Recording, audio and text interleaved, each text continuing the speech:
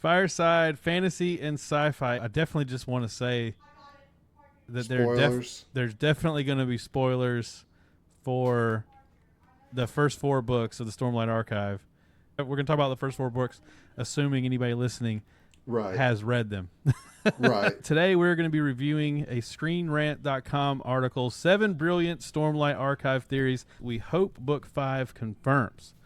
Before we even get into this, I'm going to go ahead and tell you, David, I have forgotten everything that happened in the last 4 books of the Stormlight Archive. Pretty much, yeah. So what you're saying is before the next book comes out, you want to go back and reread. Oh my God. Could you imagine? Yeah, I know. I would like to is the thing. Right. But there's no, it's right. not possible. It's not possible. Yeah, absolutely. The reason I wanted to do this, you sent me a text, this article, and I said, let's do an episode on that because I really want to, I hope that this will kind of refresh everything. We'll read this article, we'll get the fan theories, and it will just reinvigorate, everything there was to remember about the Stormlight Archive. Yeah, I mean, it will. There's a lot there. Somewhat, but there's a lot there. Yeah. When the next book comes out, which I guess it's December, I think, something like that. It probably says it somewhere in this article. I think it's either at the end of this year or beginning of next year.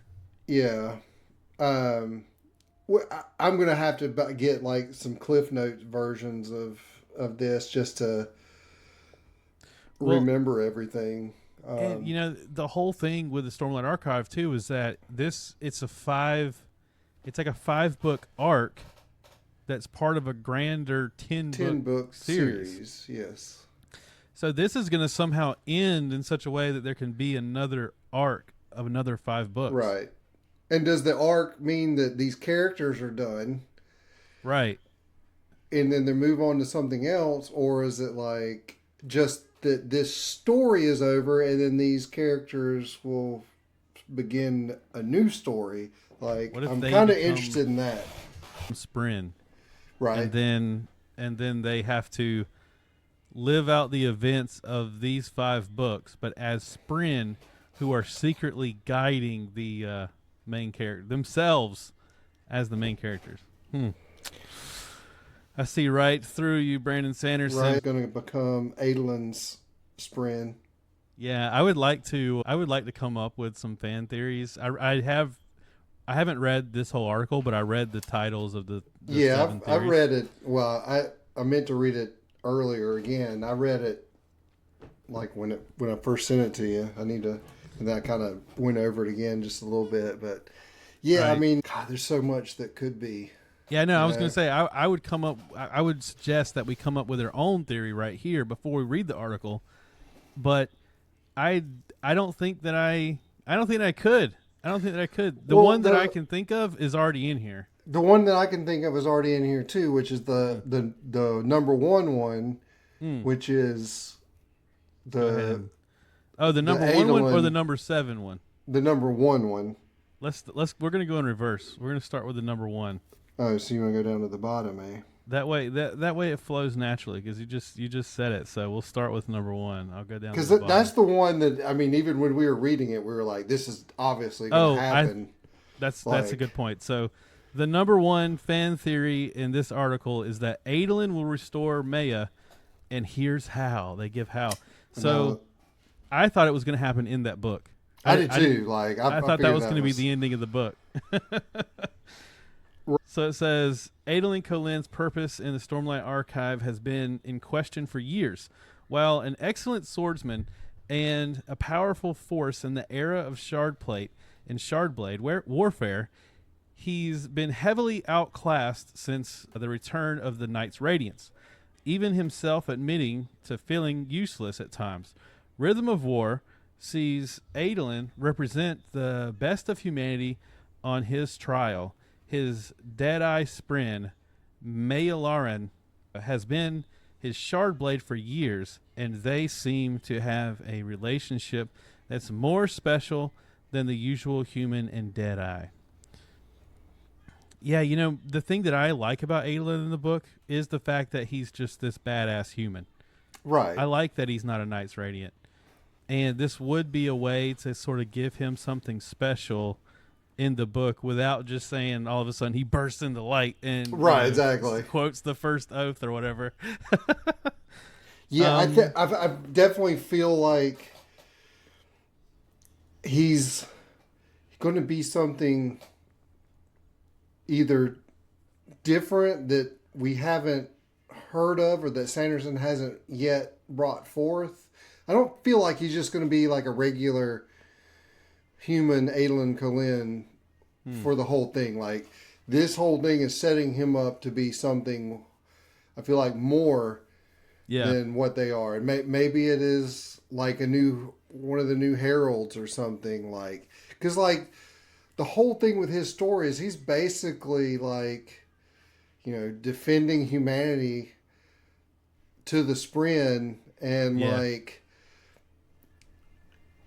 he's obviously something special, and there's a reason like he hasn't become a Knights Radiant. Like, there's like, out of everybody, like, he seems like he would be like the natural Knights Radiant, and that like that something should have happened already with him, and the whole Maya thing just says that like there's something different about him and her, and like something's gonna come up about that, and he's gonna ascend to like godliness or something. He's the ultimate Knights Radiant. The only thing that I thought about while you were saying that was, so when we first started reading the book, it was kind of like Jedi, where it was like the Knights Radiant, or the people that could use Stormlight, was like so few and far between. Like, there are these legendary things, and then we get to see the first couple characters begin to use it, and then we start hearing about rumors of people in other places that seem to have a similar ability. But then at the point we are now, there's armies of people that are learning to be different factions of Knights Radiants, and they all like, are like generaled by the main characters of the story. And so at early in the book, I thought, well, it doesn't make sense that Adolin would become a Knights Radiant, because what are the chances that in all of the world, all of the Knights Radiants just happen to know each other? You know what I mean? Like, they just happen to all be in the same family. That would be a little bit hard to believe. But at this point, like, basically, if you just hang out with Kaladin long enough, you'll meet a Spren and you'll become a Windrunner. Right. And so it does seem odd that like Adolin has not really pursued that. I don't know that the book definitely mentions him like wondering why, but I don't really think, even if it mentioned in some way that he tried, I don't think his heart's really in it. I don't think he's really trying to become a... Well, the one thing about that too is that everybody around him is becoming, Knights Radiants and stuff like that. But you see it with Dalinar, and you didn't really see it with, what's the brother's name? Renarin. But so like the reality of the shard blades is told through Adolin. So like, it's these Spren, and they're essentially dead, but not really dead. They're just, zombie-like, or whatever you want to call it. But like, he's the only character in the book that has that shard blade, and like, you're supposed to have the Spren is supposed to choose you as far as being a Knights Radiant. And like, I feel like there's, because of Maya and his shard blade, that I'm sure many of Spren have probably come to him, unknowingly to him, to check him out as far as, bonding. Oh, yeah. But then he's got Maya, and they know that he has Maya.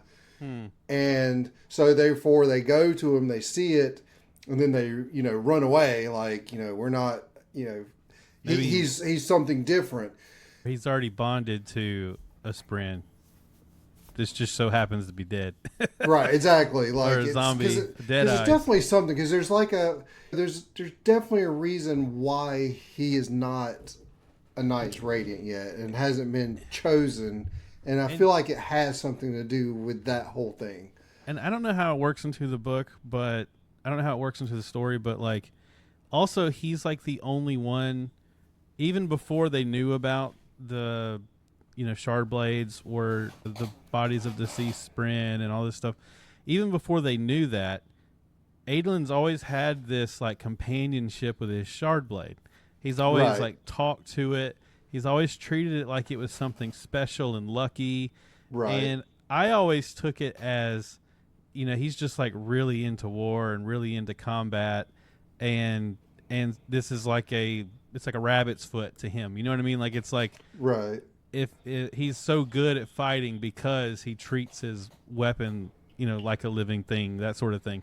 But maybe there's more to that than just what's on the surface level. That would be so. There's definitely more there to come. But the rest of this portion of the theory, it says the reason why I don't really. Yeah, I haven't read this part yet. I did hear.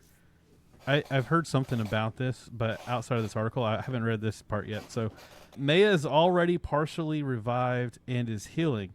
Fans have theorized about potential reasons for this. Adolin naturally embodies many of the ideals of the edge dancers, and Radiants who resemble ideals more specifically tend to have extra perks. Adolin could become an edge dancer who typically bond cultivation Spren like Maya, fully restoring her at some point in Wind and Truth.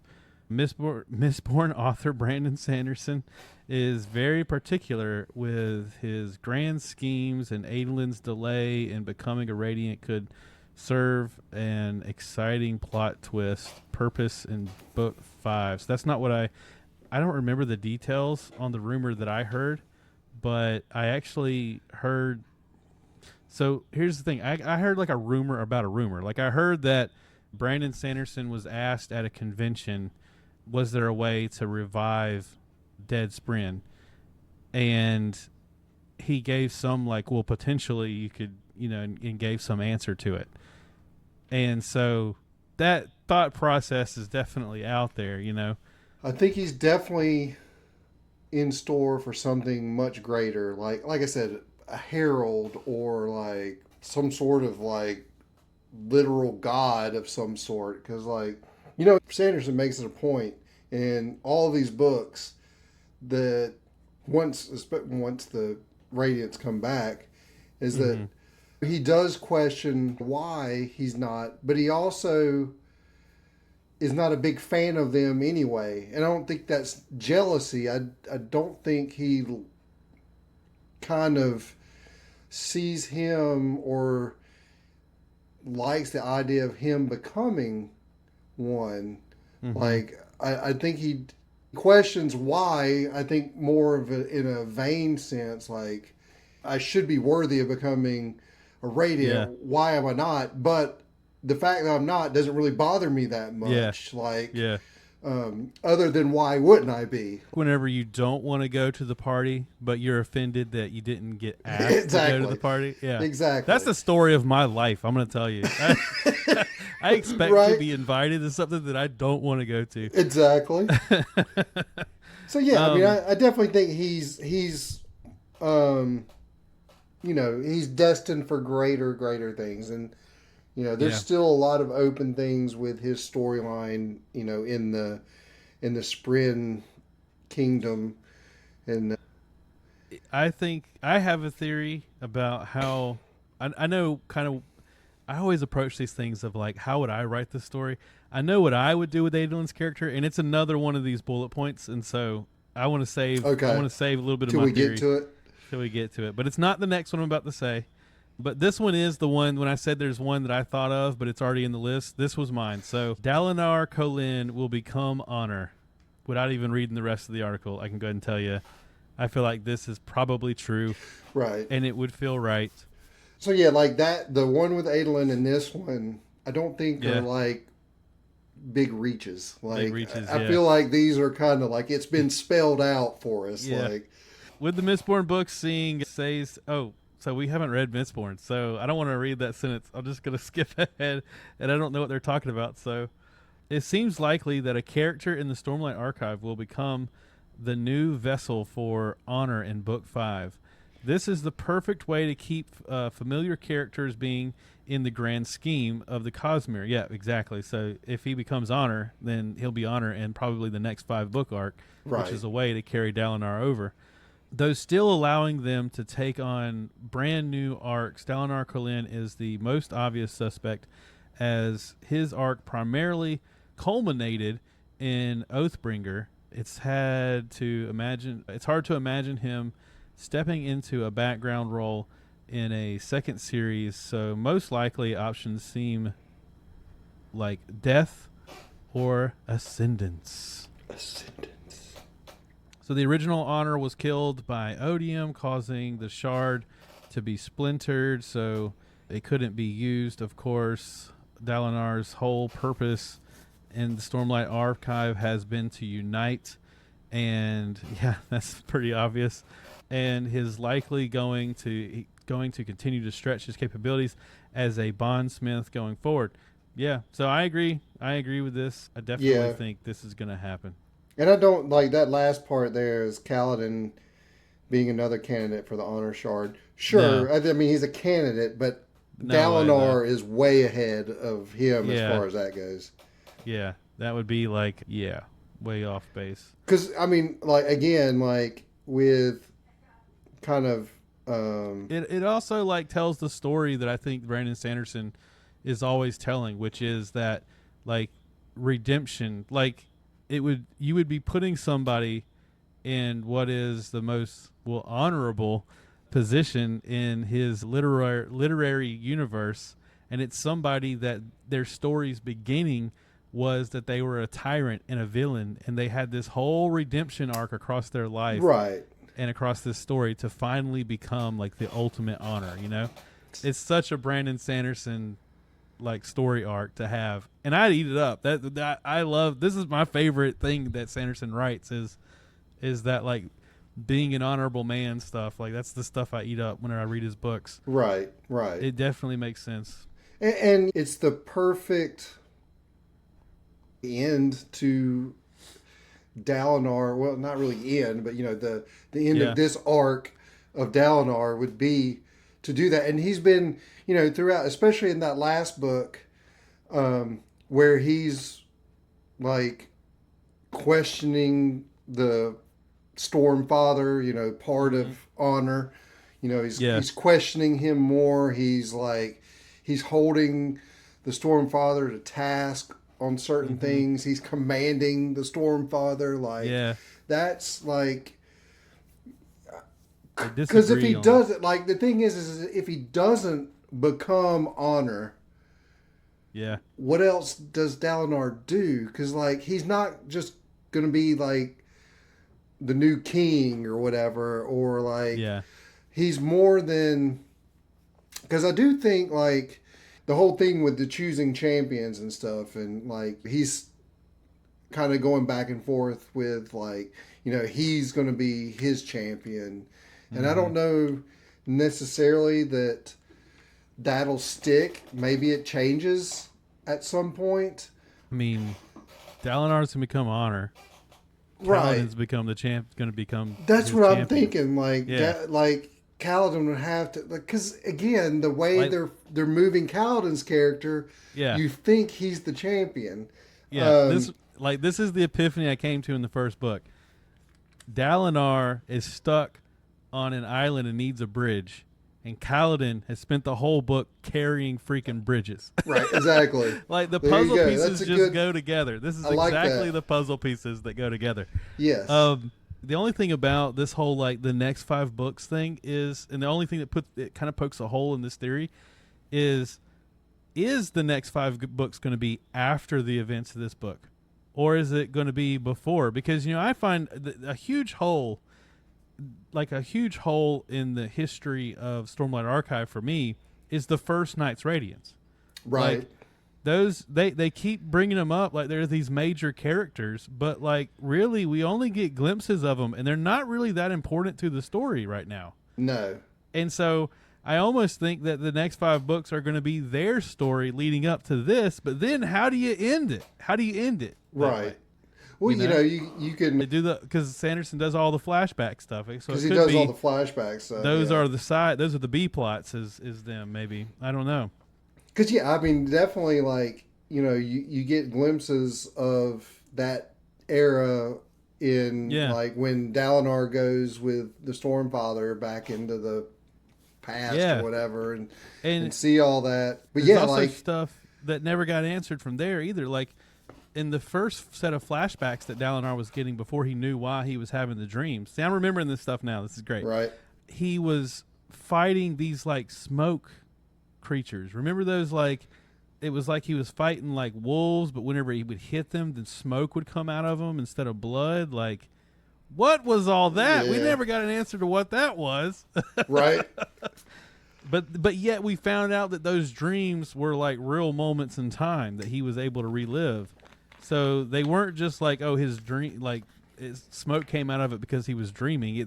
That's supposedly at some point in history, that's really what happened. And part of him, the whole united thing. So you've got like what they're saying, must that, unite them. Is it uniting the honor? Is it uniting? Because he kept thinking it was different things all throughout. So like, it could be uniting the past with the present. It could be uniting a new group of heralds. It could be like, and it all could be all one and the same. Him becoming honor, and uniting honor.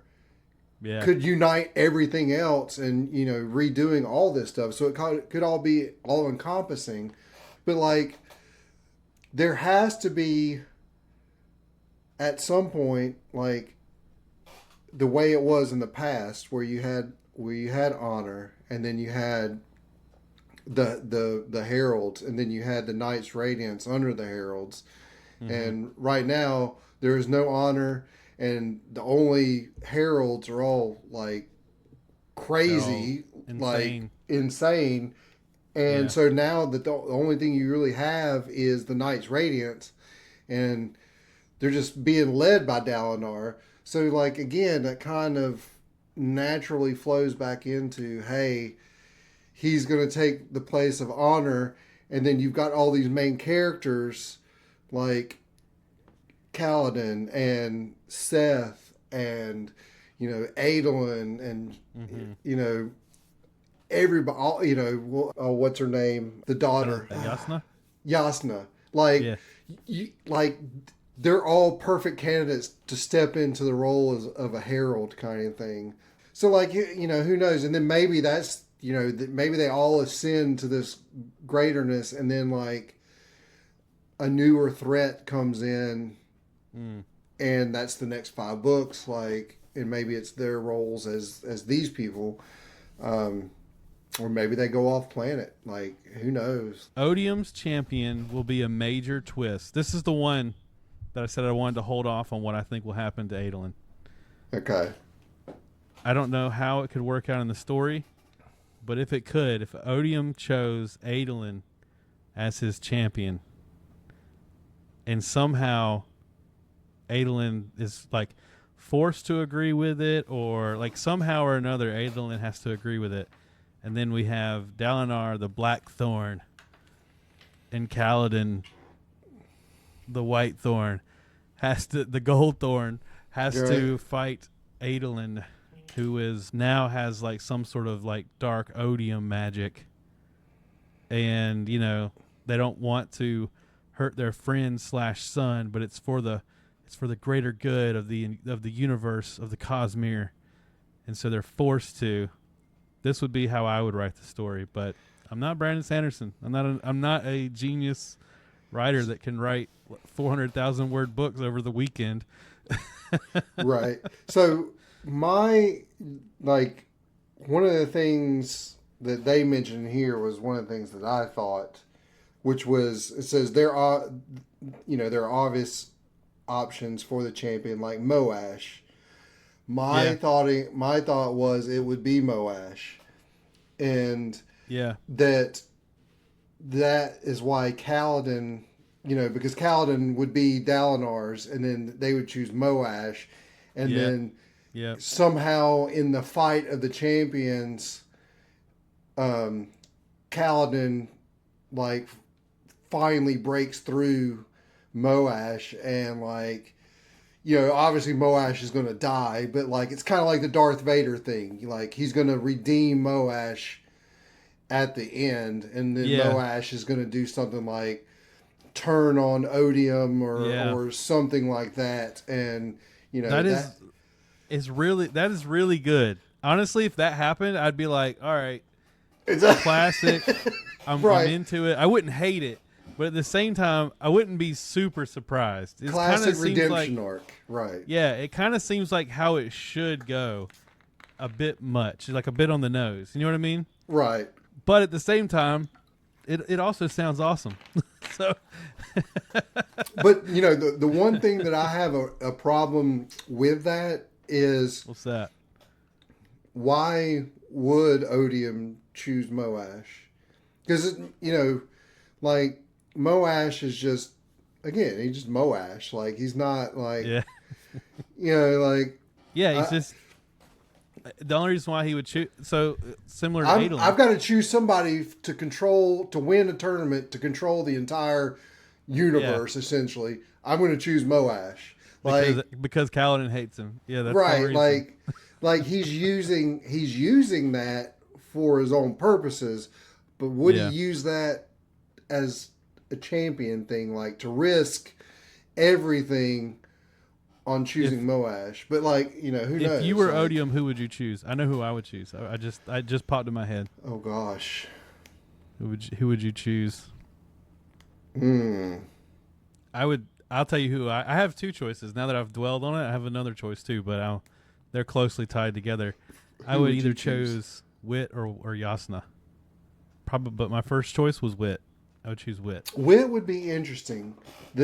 My question is like, as far as Wit is, what is Wit, and can he choose Wit? Like, would that even be possible? It could go against his. Yeah. So I think what is Wit? See, that's the thing is, I think that Wit is something that out of all the characters that we know, while maybe not powerful in the sense that like he can just like, beat people up, he's obviously like the most knowing and right. And he's world hopper. Right. In that way, the most knowledgeable, and in that way, the most powerful of all the characters. And we also had the scene where Odium was talking to Wit, and Wit was like storing his memories. Right. And somehow or another, he tricked him and he forgot moments of the conversation. And so he also knows that he can manipulate this powerful being, in a way. That's true. And I think that would be a really good choice. Both as like it would be a good choice for Sanderson to pick because I think not as many people like suspect it. Yeah, the choice of his champion is definitely an intriguing one because like there's not really like as far as like the God, I can never remember all these. We haven't read these books in so long. What are the singer people? What are they? They call themselves the singers, right? What's the really bad ones? The really bad ones? Because the singers is what the fused, right? The fused. The fused, yeah. There's not like the whatever the giant ones and all that. Like there's not really been one of them that's been like a real standout as far as like being like an ultimate bad guy. Like the one we had turned out to be not as bad as you thought, and then the little light thing, the streaking one, like that didn't make much sense. Like because there's not like he just seemed like he was in the book to give Kaladin something to chase. Something to do. Yeah, exactly. Yeah. So like I don't think it would be someone from like that section, and then like there's nobody else from like Taravangian's kind of group. So now the Odium has taken over Taravangian. There's no one there. So like really the only, and it's not obvious choice, but the choice would be something out of left field, like we're talking about, like like Kaladin, or Renarin, because he's got. I thought about that too. Because he's got the whatever that is, the dark spren thing or whatever. But yeah, I mean, like it can't be, and Moash would be the one obvious one, but like knowing Sanderson, he's not very obvious. So like, right. It could be someone we haven't even heard of yet. Like, I mean, who knows? We'll go down the Moash road. I've no doubt of that. That'll be the definitely. Beginning.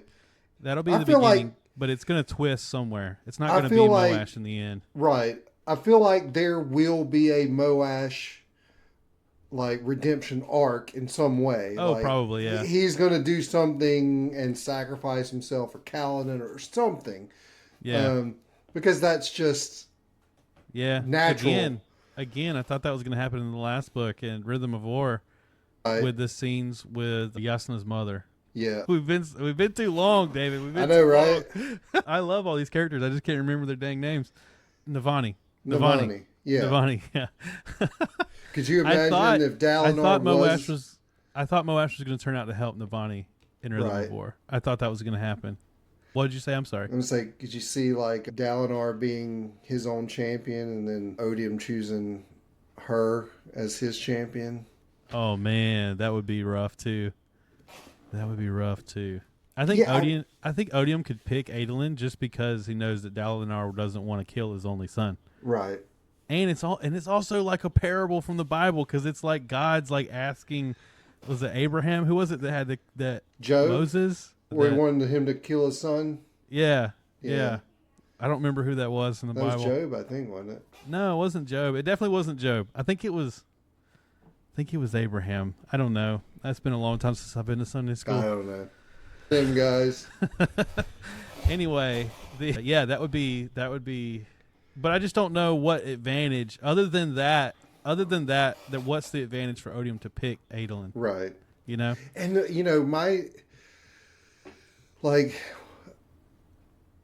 I feel like I'm not remembering or misremembering or something, but I feel like there's rules to the champions. It's gotta be. Because the easy thing would be Adolin gets chosen as Odium's champion, and so Adolin being who he is just like, well, I'll just lay down and sacrifice myself. Yeah, that's true. Yeah. But so there's got to, there would have to be some sort of rule around that where that can't happen, and there would actually have to be a fight. That I could see that being the case. Like you have to fight, and you have to truly show effort. Right. You can't otherwise you forfeit and lose. Right. Exactly. So in this article they say other options such as El, Nail, Ishar. Only out of those three names, all I remember is Nail. Nail, yeah. Would be quite effective and possible, but would carry far less emotional resonance. Yeah, exactly. There are other options that are a bit more outlandish, but propose higher interpersonal consequences, like Governor, that's Elakar's baby, or Yasna. So they bring up Yasna. Now, I didn't think about the Gavinar thing. That would be pretty good. Oh, Gavinar. I said Governor. The Gavinar theory is quite popular, further exploring the theme of utilitarianism discussed throughout the Stormlight Archive by Dalinar and Taravangian. Yeah, exactly. That would be the same thing with Adolin. What's that? Did they bring... I'm trying to remember. Gavinar already made it back, right? Or were they still away with the other guys from the Bridge 4? Bridge 4, because they had them and they were camping out somewhere, and Adolin, not Adolin, like flies in.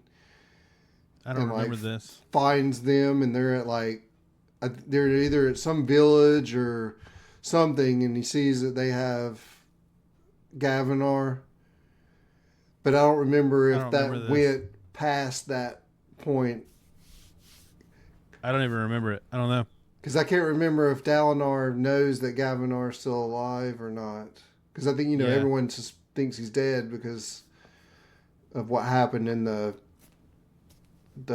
wherever that was, where they were when what we need to do? Fought. We need to get Enrique to read these books. We need to get somebody we know to read these books. That way we can relive them with that person right. without actually reading them again. Right, That's exactly. what we need to do. Yeah, so I just had, what just struck me was the Taravangian angle. Taravangian had all those conversations with Dalinar. Right. He became like, a mentor to Dalinar, when all along he was conniving against him. Right. Even though he liked him. Oh, yeah. That whole situation. And now he's Odium. Odium is he. I don't know how it works, right. but I imagine it works a little both ways. And what would Taravangian choose as his champion? I don't know. What would 100%, I feel like he would choose Yasna. Maybe, I think he would definitely choose somebody that it would hurt Dalinar to have to kill. And with Taravangian, like, I'm assuming that he never saw that part coming where Odium, takes him, but like, is there something in that? No, because he was trying to play this mind game where, like, even though Odium knew all of his thoughts and like everything, he was going to somehow, pull one over on him. Like he was trying to play this whole game where he could have it both ways. He did not expect to just get taken over by.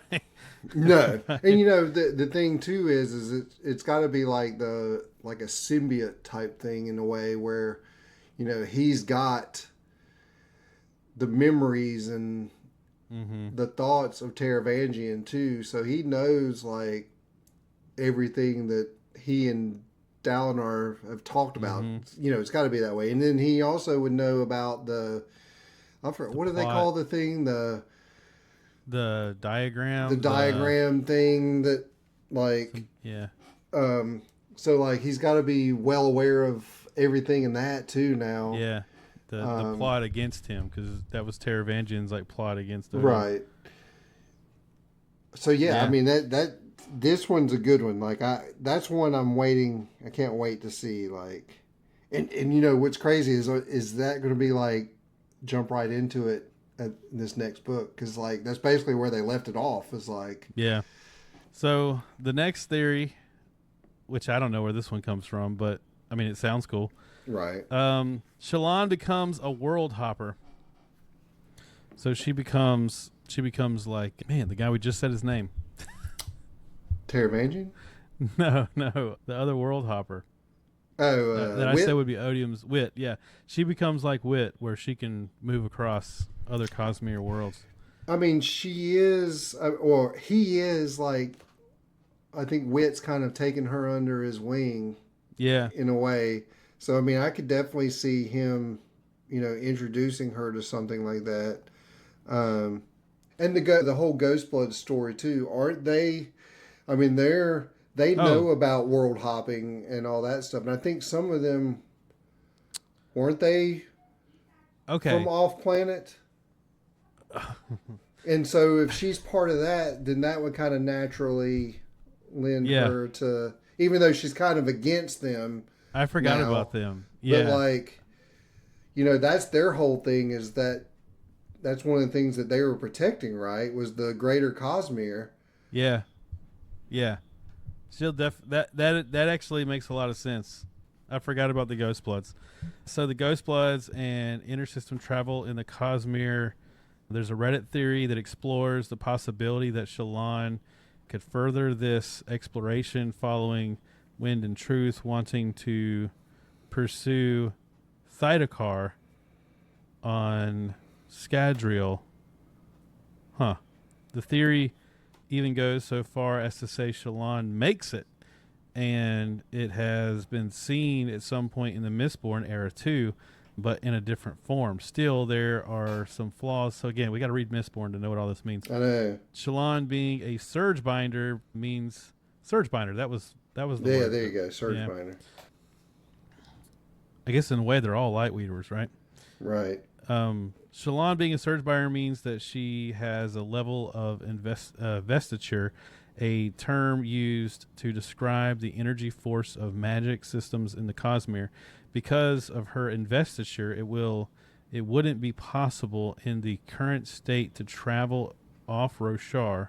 This is a secret Hoyd possesses, and not one that he'd likely disclose to Shallan without good reason.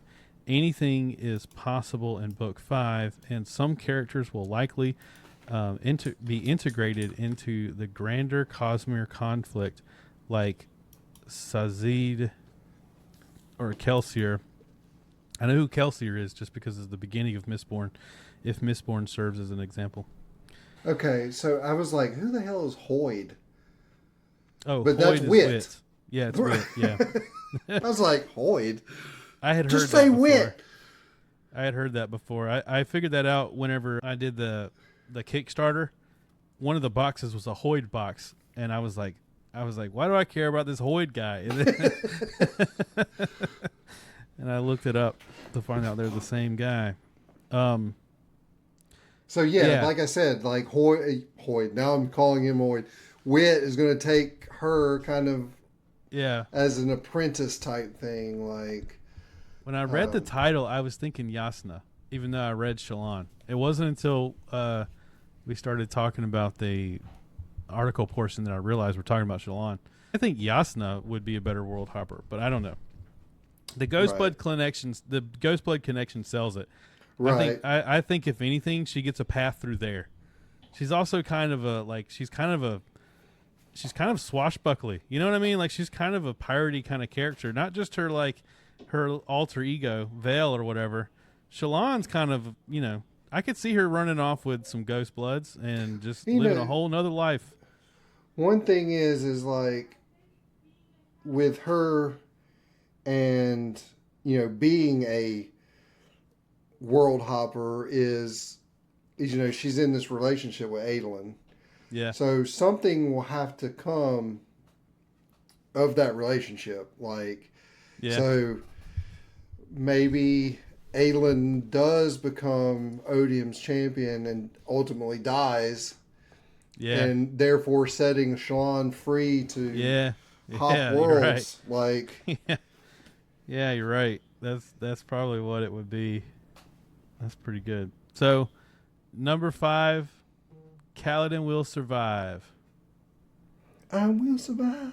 Kaladin will survive. I mean, he's got to, right? Like, yeah, there's no I was way. thinking, like, when I read that one, too, I was like, is that really that big of a stretch? Like, that...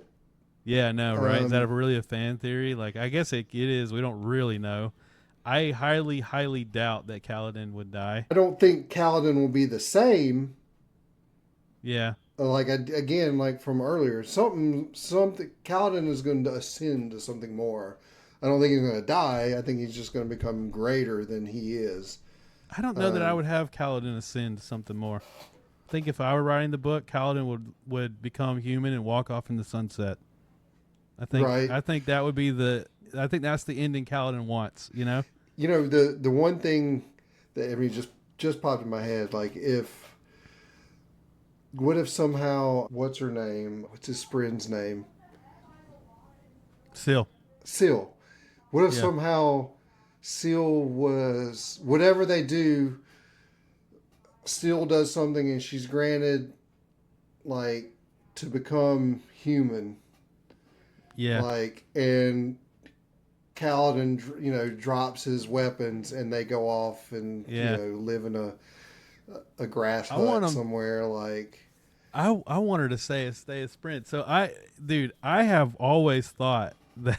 Or he becomes a sprint. To me, oh yeah, there you go. So to me, the most compelling romantic relationship that's not really romantic has been Kaladin and Syl. Oh yeah, definitely. Like Syl is straight in love with Kaladin. Oh, definitely. And then there's parts where Kaladin can't get by without her either. You know what I mean? Like it's like definitely the most compelling relationship. Yes. And but it's also the most impossible one because they're, it's like Peter Pan being in love with Tinkerbell. Like right, exactly. They're impossibly non-compatible. But I think that an ending could be that Kaladin is like, he doesn't want to be the hero. He's like forced to be the hero, but yet at the same time, every time he's in a situation, he always becomes the hero. And so that's why I think that like he would just become human. But maybe Syl stays a Spren, but she can show herself in like any form. Like, couldn't she just be like a full-size person? Right. And then they go off and live happily. She definitely has. So that's another thing too, is like Syl always does these things where like sometimes she shows up and she's in like a nice dress for Kaladin or something. Right, exactly. They're definitely the best couple in the whole book. Nobody talks about it. The one thing with the kind of the opposite of that is if he does die, like what they're saying here is the whole hero trope, the hero sacrifice himself for the greater good. Yeah. But like, again, that would feel more like, to me, would the Adolin character, or maybe even the Renarin character, like, because I don't know what to think about Renarin. Yeah, I don't either. Like, I don't know with him. Like, obviously, there's something big happening with him. Yeah, he's going to be a big part of the story, and I can't put my finger on it. Right. But it would be weird to have Kaladin do that after all the struggles that he's gone through. Yeah. As far as like his mental health, and then like the whole thing with Syl, and then like all this other stuff. Like, I don't know. It just seems like too much for him. Again, it would be like Luke Skywalker sacrificing himself at the end of Return of the Jedi instead of Vader sacrificing himself. Like, it doesn't make, it would sort of make sense, but in the grand scheme of the story, it doesn't make sense. So like, I just can't see him killing off Kaladin in that way. I think Kaladin survives. I think Dalinar makes like the ultimate sacrifice. But then I think in turn that leads to him becoming Honor. Becoming Honor, yeah, exactly. Yeah, I think Dalinar the man dies, and somehow that leads to him becoming Honor. But I think Kaladin lives, and I really like the idea. I hope that Kaladin gets like a chance to like be like a normal dude. Yeah.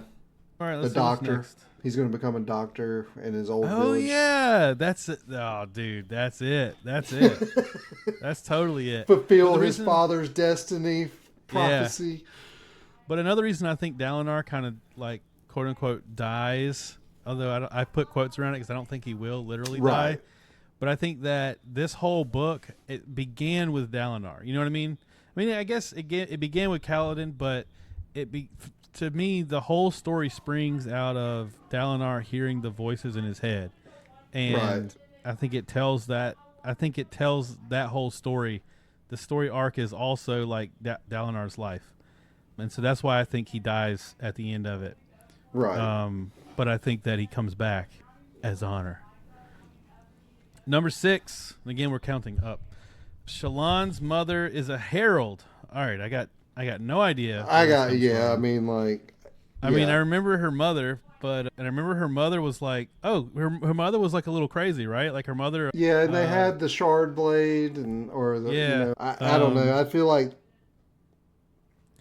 this thing says Shallan describes her mom as brave. I don't know. Does that make you? Yeah, every brave person in this world. Like, yeah, I mean, from Stormlight says many have theorized that Shallan's mother is a herald, Chanarak. This is via a subreddit post. The heralds The heralds are immortal beings who serve the Almighty, and though Chenarok's location is unknown, it's notably mentioned that a character in the series has recently met her, and there are some critical elements that have tied Shallan's mother to her. I don't know where that comes from. I don't even recognize Chenarok's Is that name. It's not the one that destroys depictions of herself. That's somebody else, right? Because she's like walking around now, and Shallan's mother is dead. right? She describes her mother as brave, which is one of Chanarok's divine attributes, along with obedience. There's that Mormon writing. Its radiant identity is described as being very similar to Chanarok's appearance artwork on the back cover of Rhythm of War. Oh, I need to check that out. Shallan's mother also tries to murder her when she discovers Shallan is a surge binder, which aligns with other heralds believing surge binders to be a sign of the desolations. There's even more information to support this claim in the Wind of Truth prologue, which can be read online. I haven't read that yet. We should read that. But so I looked up in the Stormlight Archive wiki. It just says Chanarok is one of the 10 heralds of the Almighty. She's associated with the number Chach, the essence spark, and the divine attributes of bravery and obedience. She is the patron herald of the Order of Knights Radiant, known as Dust Bringers. The Dust Bringers. I don't remember. So whenever you said her Dustbringers, name, yeah. it sounded familiar, but I still don't know. I still don't know, man. There's so much in these books. It's impossible to learn everything. It's crazy. It says Dustbringers are one of the 10 orders. They share surges with the orders of Skybreakers and Edge Dancers. They were first mentioned by Kalak in the prelude of Way of Kings. Remember Kalak? Yeah. It says smoke curled from the occasional patches of growth or heaps of burning corpses, even some sections of rock smoldered. The Dustbringers had done their work well. Like, that's basically all it says. So I don't... Dude, so there is so much about the heralds Right. and the original Knights Radiance that is just not touched yet. That has to be the last 5 books. Right. Whether it's an A plot or a B plot, I'm not sure. The last fan theory that we're going to go over, number 7 on this list, that is that Wind and Truth refers to Kaladin and Zeth, which that seems spot on. Again, right. Wind and Truth, yeah. Windrunner and The Truth. he is Truth. Yep. Zeth, something. Yeah, and he is Truth. And they've been facing off this whole book series, but now Zeth is like a good guy. Yes. So I don't even know. I'm trying to remember at the end. He devotes himself to Dalinar. And then, but he does the whole thing with Lift. Yeah. And then I feel like I don't remember how all that ended. Wasn't he going to go back to where he came from?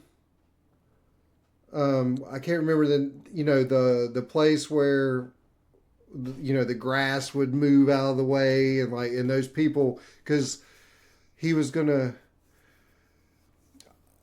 his original idea was to get revenge on them because they had lied to him about everything when he was right. Yeah. But I feel like he did something there at the end, like he was going off somewhere, and I feel like it had something to do with Kaladin, but I can't remember specifically. As again, we have to read the book again. Yeah, so they make these great YouTube videos that are like 2 or 3 hours long that are just like recaps of the books. I'm just gonna have to take a week off of work. Yeah, right. I'm just gonna have to listen to 15 hours of these reviews. Shinovar, that's what I was thinking. Maybe I should read what this thing Shinovar says, actually, because it says, with him swearing his 5th ideal as a potential plot point, which would have him become a personification of truth, when finally taking the idea of truth in his own hands after following orders for so long. Yeah, that's what I thought. Kaladin and Zeth are traveling to Shinovar together. Oh. Which would result in some exciting character conflict between them. We're going to do a buddy cop. Good cop, bad cop. That's interesting. So I wonder if that's going to be in... I guess it's going to be in this book, unless Brandon Sanderson surprise springs a novella on us that I know, right? Didn't tell anybody. But see, like I like Zeth. I like him too. Yeah, everybody likes him. Character. He's a cool character, like as a bad guy and as a good guy, and as a good guy, and as a kind of he introduces a little bit of both. Like the assassin in white. Man, I wonder if they're ever going to do a series on these books. You know, I hope they do. Yeah. My issue, though, I was thinking about this the other day, and I would want to see how this 5th book ends and going into this next arc. But the idea of doing a TV series for a series that hasn't finished yet scares me, like Game of Thrones. Hasn't always worked out. Yes, because you know, you got these two guys that are like, okay, we're just gonna make something up. We don't know exactly, you know, what George R. R. Martin has in store, but we're making the series, so we have to finish it. Yeah, you're right. So I think if I were gonna do it, I would do an anthology, a Cosmere. I'd do a Cosmere anthology show, almost like the book. I've got it. I can't think of the name of it, but there's a Cosmere anthology book where it's just short stories that all take place in the Cosmere. But of course, you know, as fast as Sanderson writes, he probably by the time they get to the 5th season, he could already finish 5 through 10. So he writes his other books fast, but he takes his time on these, which I appreciate. I think he's like really trying to get as much in as he can and get it right. But yeah, he writes these slows. So if they did a TV series and you say, well, each book, but honestly, each book could be 2 seasons. I mean, it could take 10 years to get caught up to where I mean, it's huge. Yeah, definitely. Oh, man. Yeah. And the crazy thing about that, too, is when you start getting down into, like, the actual making of a show, like something like that, you got to take into consideration, like, actors, like... Yeah. You know, doing a grand show like that is going to require a long time, and then you can't, like... Yeah, you know, how are they going to age? How are they going to age and stuff like that? Because so far, this is all taking place, you know, not in a relatively short amount of time, but like... Yeah, there's like a year gap between the books. Right. In every case. They could do so depending on how this book ends, it could just be a 5... Right. You know, just these 5 books. Like I said, if they do a whole new thing, even using some of these same characters, but in different, like if Dalinar becomes Honor, that could obviously be something that you could end the show after the 5th book or whatever. And then later on down the road, if someone would adapt the next part. But if there was a true end after this 5th book that was good enough to be a show, then that would work. I wonder if that's part of the pushback that they've been getting. Like, the Game of Thrones that it is issue. So long. Like, how do you? Well, not even the Game of Thrones issue is like, will it ever end? I'm confident that if Brandon Sanderson survives, I'm also confident that Brandon Sanderson has thought of that because he's finished the Wheel of Time series. Whenever that author died, Robert Stevenson. What's his name? Robert Jordan. Robert Jordan, yeah. He finished Robert Jordan's, legacy. He has already thought of that. He's probably already has a contingency plan. Yeah, that, I'm sure. If he were to pass away, Stephen King writes the rest. Yeah, exactly. Yeah. Then it really gets weird. Dalinar wakes I'm up. Sure he has there's a gunslinger at his door. Oh man. So anyway, that was the article. It did help me refresh my mind on Right. Stormlight Archive. Well, we'll just And have to continuously read this article over the next yeah, 6 months until the book comes yeah. out. Well, we need to read the blah, blah, blah. We need to read the prologue Right. so that we can do an episode on that. And we need to read the Sunlit Man at some point. I think out of the Kickstarter books, that's the only one that I think we have to read. And it would be cool to read Mistborn. I think it's going to eventually connect in more. So, Way of Kings was 2010. So, 2024. So, 14 years for 5 books.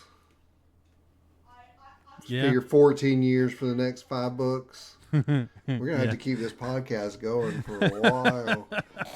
Yeah. But yeah, I mean, like, I'm excited, like, for this book. Like, yeah.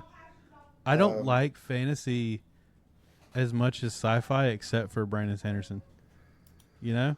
Right. There's certain... And I'm not even thinking about the Dark Tower. Dark Tower is a little bit of both. But, like, so far, other than Brandon Sanderson, when we've read fantasy books, I've liked them, but, like, not the way I do sci-fi. But Brandon Sanderson, it reads like sci-fi to me. There's always... he's really good, man. He's really good. So, Wind and Truth, December 6th, 2024. Okay, it is 2024. Cool, yeah. Super excited.